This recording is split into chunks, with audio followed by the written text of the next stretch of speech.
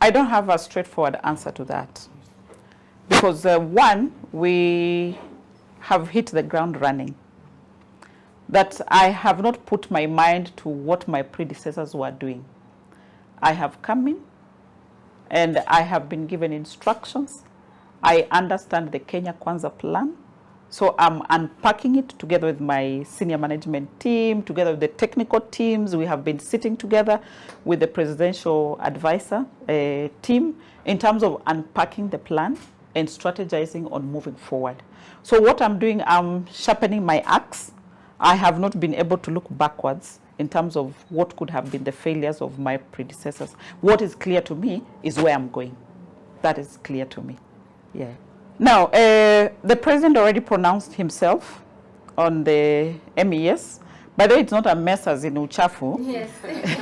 Medical equipment services. Yes. You know, most Kenyans believe that ni uchafu. Yes. Really. One, I want to be very clear that leasing of medical equipment is the way to go. Because one, medical equipment moves with time. There are changes in terms of medical equipment. A CT scan that was used 20 years ago is not the same CT scan that is being used today.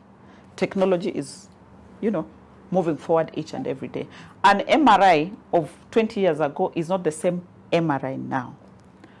Therefore, it is my view that as a government, we are in the business of providing service, not in the business of owning machines and equipment. Therefore, we leverage on those who own equipment to be able to provide a service to Kenyans. What we have done with the existing contracts, we have, I think, or two of the contracts that have lapsed. So we are reviewing. We have spoken to the vendors to give us at least 3 months to review. With this new administration, we are working together with my PSS. They have put together a team that is going round the counties to check the condition of the equipment. So when they come back, they'll tell me, which one is that you say is gathering dust? Is it factual or not factual? You know, we shall have that report. Then we also have a team that has been put together by Council of Governors to be able to look at this thing and renegotiate and saying that this was the pricing then because you are bringing in new equipment. But this equipment have been with us for some time. Now we are moving into a phase of service and maintenance. Should we be paying the same rate that we were paying then? Of course not. So COG has put together a team that governors that will be looking into that aspect. Then we marry with what our team will bring from the field and say these are the equipment that are working. Then we see whether to move forward with it or not with it, and maybe with an alternative if need be. But if it is something that can be remedied in terms we have put together the condition of the equipment they are working, we have renegotiated the costing and all that we put together, then we say, let us move on. Thank you. I think Cambry came into the limelight a few weeks down the line is when I saw some documentary on YouTube, something called Informer. I don't know what it was, but it was focusing on the issues at Cambry. So I have had a discussion with my PS, and you know, PSs are the accounting officers. They deal with the money, while me, I deal with the policy issues. So I have had a chat with my PSs, and I have told them what to do, that they get to interrogate the issues at Cambry. So then we dig down to what the issues are, and we come up with a plan in terms of managing the issues. So as for now, I will treat them as information that has been given us as a heads up that, hey, there could be an issue here. So then my team, the PSS, will put together teams to go into Cambry and find out what is it that is happening. But with the current government that we have no room for corruption. The president has said it very clearly. There is no room for corruption. And since I joined, I think there's a misunderstanding with sagas, which we are going to align them together. That there are no private institutions. You know, previously, once somebody is given a saga to run, they want to privatize it and look like it's a private entity. No. The government is going to harness all efforts, put them together.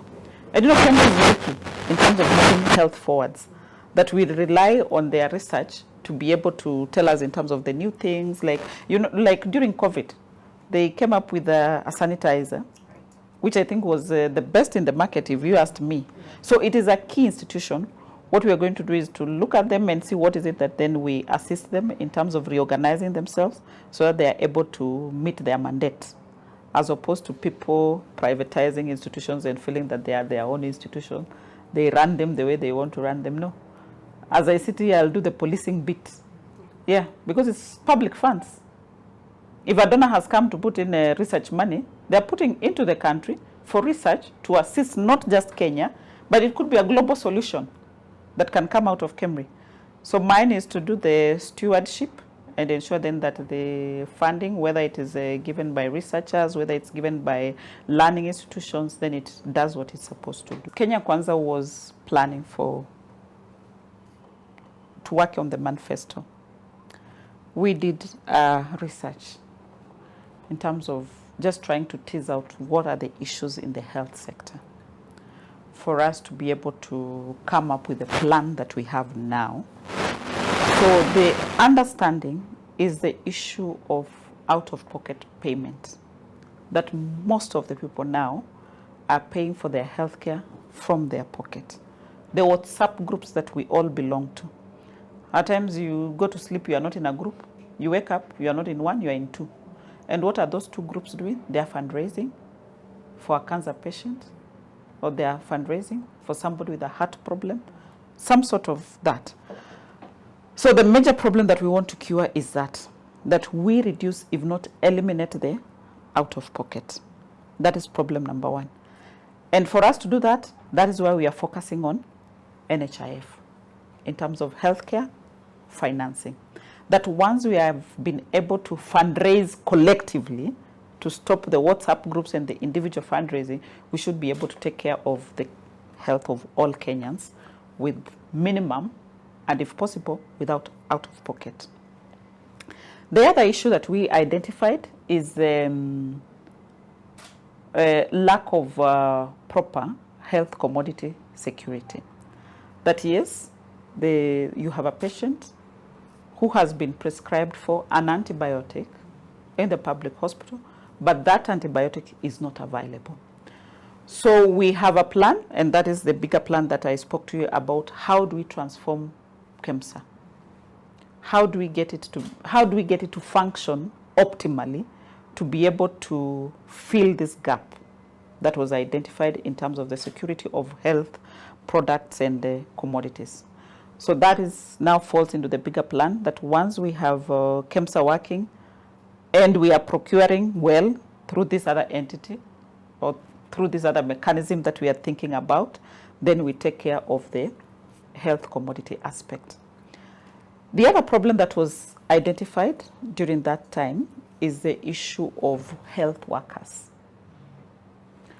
And as you have said, because of the devolved functions, largely health workers belong to the counties.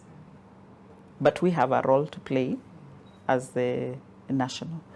So we want to have a mechanism of being able to centrally manage health workers in such a way that if we have a shortage of a gyna in Nakuru and we have an excess in Nairobi, we should be able to have these counties speaking to each other. So we take the role of the mediator and negotiator in between through some form of mechanism, so that then the excess of the gynas from Nairobi can be sent to attend to patients in Nakuru.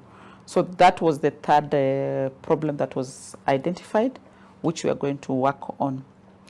The other problem that was identified is the cost in terms of the products of health products and technologies.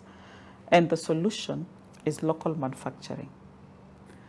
So this administration in focusing on how do we improve and build the capacity of local manufacturers so that they are able to produce for local consumption. And even if we have excesses, then import. As we sit currently, 70% of the pharmaceuticals used in the Kenyan market are imports. So what we want to do is, in fact, now I'm just from Treasury, is to have conversations around how do we assist these local manufacturers. If you speak to them, we have quite a number in country. They'll talk about the tax regimes. They'll talk about the cost of APIs. APIs is active pharmaceutical ingredients. And that is the conversations that we want to have. That with Treasury, what are the tax regime? How do we ensure that they are flexible or friendly enough for the local manufacturers to be able to manufacture to meet the requirements of the local markets?